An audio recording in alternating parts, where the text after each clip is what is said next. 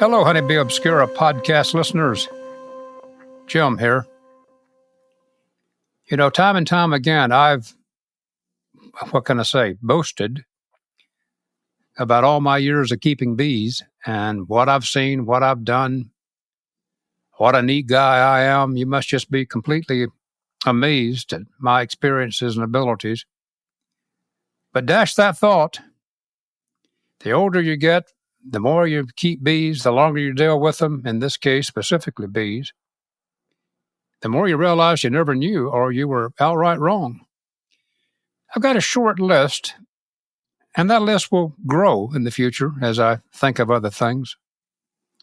But I've got a short list of things after all my years of beekeeping that I've never seen or experienced in beekeeping. Others have. I don't know why they were chosen, and I wasn't. So I want to spend a few minutes talking with you about these oddities. Listeners, I'm Jim Tew, and I come to you here at Honeybee Obscura about once a week, where I talk about some aspect of just plain talk beekeeping. Welcome to Honeybee Obscura, brought to you by Growing Planet Media, the producers of the Beekeeping Today podcast. Join Jim Tew, your guide through the complexities, the beauty, the fun, and the challenges of managing honeybees. Jim hosts fun and interesting guests who take a deep dive into the intricate world of honeybees. Whether you're a seasoned beekeeper or just getting started, get ready for some plain talk that'll delve into all things honeybees. This topic today has been kind of conversational bullet points here and bullet points there throughout innumerable other segments. This is the first time that I've just made a list. I don't know how many of them I can cover in the time I'm allocated here, but this is the first time that I've actually made a list of things I wish I could see while I'm still here in beekeeping. So for a repeat appearance, I can't remember when Kim and I did it, but I was talking to Kim, and we specifically talked about my frustration with never having seen queens and drones mate. Yep, they do it in the air. They're flying some speed. This is a dramatic thing. Feet and feet in the air. I mean, how would I be expected to see it? So short of somebody else's video, I never have seen that. And it's really frustrating to have a casual conversation. In many cases, as I recall, it was a stranger to me. It wasn't even a beekeeper. And I wasn't expecting the story, so I didn't write it to memory flawlessly, but it went a lot like this. Yeah, I have a question for you about this bee thing. I was in my garden pulling weeds last week, and all of a sudden, what appeared to be two honeybees just fell to the ground, and they were connected together. They didn't look exactly like honeybees. They were both too big, but in a way they did look like honeybees. And they tussled for a while, and they finally broke apart, and one of them, the larger one, sat there for a minute and then managed to clumsily fly away, and the other one stayed there seemingly dead. Were they fighting, or what were they doing? Listeners, why did that person get to experience a queen and a drone mating and then dropping to the ground? All kinds of other questions. Indeed, why did the queen and the drone actually drop to the ground? That was a defect in the system of mating that day. So I have to hear all the time about people having these novel experiences of what they've done and seen that I just have never had the chance to see. As close as I came, my son-in-law bought a drone, the flying machine, not the honeybee male. So right off the bat, I improvised a light cage and put a virgin queen in it, obviously during the summer. And amazingly, I happened to know where one was running around inside the colony. And I confined that queen on a string beneath that drone. Let's call it a flying machine, because calling it a drone causes confusion. beneath that flying machine, and then up, up, up it did go. And listeners, it was barely 10 feet, 15 feet off the ground before, boom, there came what appeared to be a fighter jet plane just zipping by that cage, back, forth. And then as it gained altitude, 5, 10, I don't know, up to 15 drones were buzzing that cage, bombing it, just like a dogfight in some World War II movie. It was really educationally, biologically fulfilling. But it wasn't the real deal. It was a caged queen, and it was tricked drones into responding to that odor field that I lifted up above it. So maybe that's as close as I'm going to get, is mocking it up, as it were. I keep hoping, maybe sometime, I always look. I got to stop talking, listeners. But 100 years ago, I was at a meeting with Dewey Caron in Jackson, Mississippi, and the day was over, and we were sitting around a pool at the hotel. And floating in the water was a drone. Now, we're all bee people, and I pointed out, well, that's unusual. There's a dead drone. And then about the time I noticed that drone, well, there's another one floating, and another. And as it worked out, there were drones everywhere in that pool that were what? Had either drowned or had died in a drone congregation area somewhere above that hotel, and their dying bodies were dropping into the pool. So I got to stop. I've come close over and over again. I've nearly seen this mysterious behavior ongoing, but I don't know really anyone who has seen a natural mating behavior due to the elusiveness and the speed and the height of it. I have looked at, I want to say thousands, I'll say hundreds, of pictures of swarms in every format.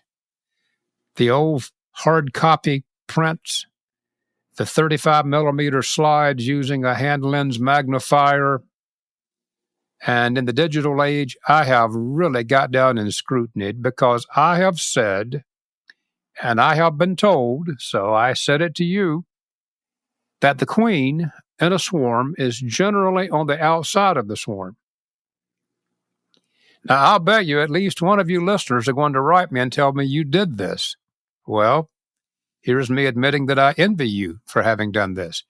Yep, I saw the queen on the outside of the swarm, and I just picked her off and put her in a cage. I have looked in pictures. I look on every swarm I hive. In all my years, I have never one time seen a queen running around on the outside of a swarm cluster.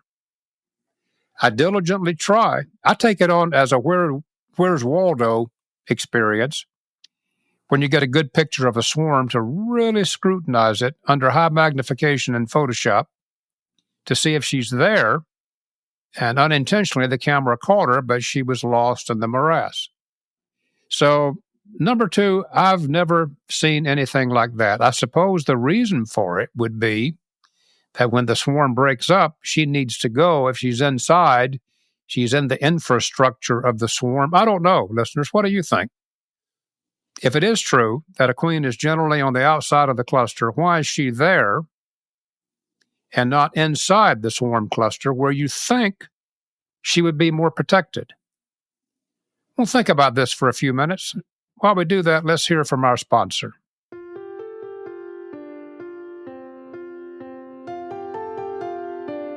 Winter is coming. Prepare your bees for the cold months with Better Bees insulating hive wraps, outer covers, mouse guards, hive straps, and more. Visit betterbee.com/winter prep for tips and tricks to help your hive withstand the harsh weather. I need to confess that I have never seen a bee louse, a Braula. Oh, Jim, you've never seen one? I have those things in my hair. I mean, people tell me these bizarre stories that they see these things all the time. And the annoying thing, listeners, is that I can find the tunnels in capped honey. I know they're in the colony, but I never see them in the litter I've never seen something that looked like a crumpled up small wingless fly. It doesn't look like a varroa mite at all. It's of comparable size, I suppose, but it doesn't look like varroa with that oval look that varroa has. Nothing like that at all. These things are apparently only pests because of the tunneling that they do that allows comb honey to weep, W-E-E-P. So if you're a honey judge and somebody's got combed honey entered and it's leaking, well, you downgrade them for that because that's going to be, in theory, offensive to customers. So you watch for those Braula or the bee louse tunnels so you can mark down for something. Generally, it's a perfect entry anyway, and you've just got to really get picky to find anything to downgrade somebody for, or otherwise everybody gets first place. But I've never seen it. Barton Smith, a co-graduate student I was with in Dewey Kieran's lab all those years ago, back in the late 70s, early 80s, actually worked with Braula, and he routinely had sources and had seen them. So I know you can do it. I incorrectly thought that the Varroa days would be the end of the Braula days. I thought that all the chemicals and things we put in our beehives early on would just blow everything out of the water, a bit like a broad-spectrum antibiotic effects on us. So I dutifully looked at all that litter and dead mites and whatever to see the occasional Braula. Nope, never there. Not at all. So I don't know. I guess I'll keep looking. And I know that I'm expecting a call or a comment from some of you that you see these things all the time and that you got to close one eye and stand with the sun over your shoulder or some trick that you've got. But it's lost on me. I've never seen anything quite like that either. I routinely see pictures of white-eyed, one-eye color drones. People are snapping photos and sending them. Dr. Walter Rothenbuehler here at Ohio State would cross and backbreed and instrumentally inseminate, and he could generate drones with white eyes, but just as far as one occurring in the wild, I've never seen it. Only one time I did see this. Do I have a photo of this thing? Did I were mobile phones even a thing then? I don't know. Maybe I snapped a picture of it, but I did see once a half drone, half worker. It had the head of a drone and the body of a worker.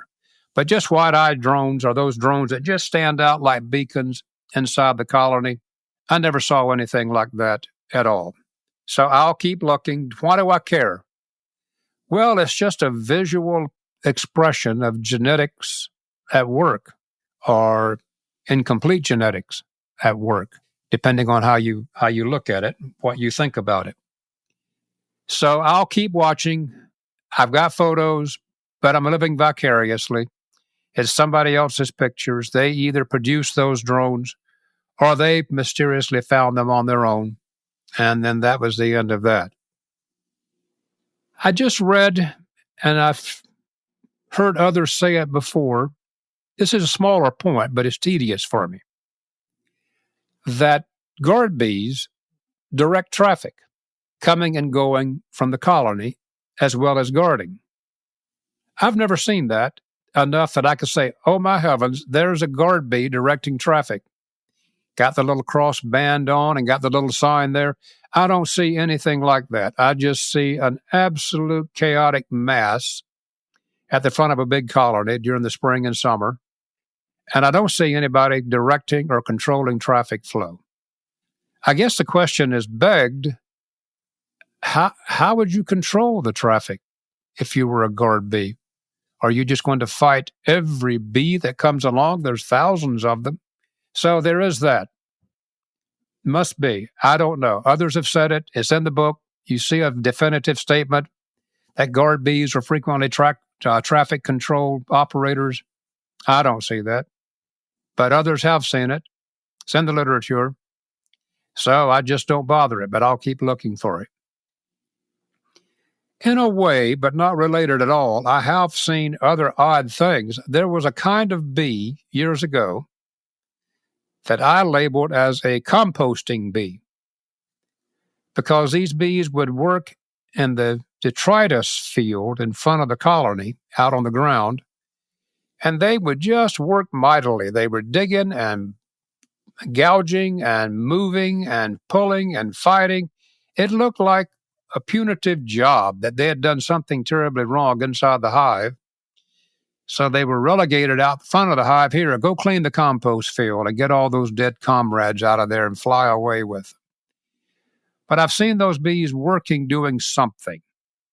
And then, as I have done for hours and hours and hours on end, and then bored you for hours and hours and hours on end with what bees are doing at the front of the hive, on the entrance, near the entrance, I wrote about these bees, and I conjectured that possibly were they foragers?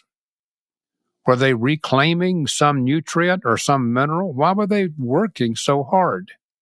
Other bees are trying to cut grass. They'll take a blade of grass and just chew, chew, chew, work, fly, pull, apparently trying to keep the grass cut back.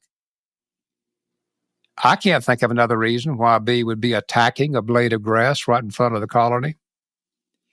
So there are examples there of these bees that do unique jobs that don't make the big list. House clean, feed the brood, defend the colony, forage, produce wax. It's a list that we all know. But I would offer up this. There are lesser jobs that we don't really have labels for. And before I get away from this, why did those bees take that job on? What stimulus was there that inspired them to take on the job of cutting grass in front of the colony or tilling the waste products on the ground in front of the hive to what? Compost? Or did I just totally miss something? That's probably a better answer right there. I just totally missed something. Boy, this queen thing is something else. There are just endless stories about queens, and I've already mentioned the mating process and me not seeing it. But it's a routine comment that workers control when the queens are released. And if the queen cuts her capping off and the bees, workers, nurse bees, are not ready for mortal combat or whatever, they'll seal it back up with a little bit of propolis and wax. Make the queen do it all over again. So I've got nothing but questions about that. I have never seen a queen cell resealed.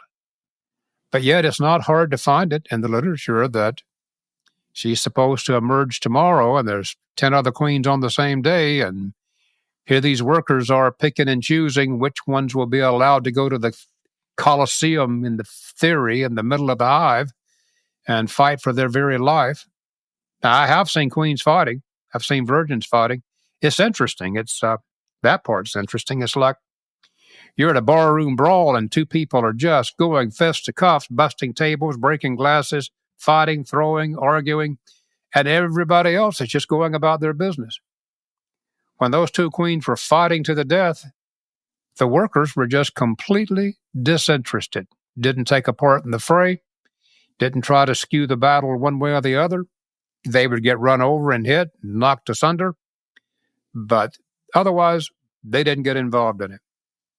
I have never seen a queen cell recapped or a queen prevented from emerging because of the activity of workers. At a time, I would say just in a second or two, literally, that I did some work years ago turning queen cells upside down to see if I could control swarming by flipping it upside down, and that had been done before. I didn't know it at the time. It was interesting, and some queens did die, but some didn't, so it was not useful. So there they are. Those are some things that I've not seen. I've stopped at this point just to keep from driving you to tears. I hope you have some comments and some thoughts on things that you would like to see that you've never seen.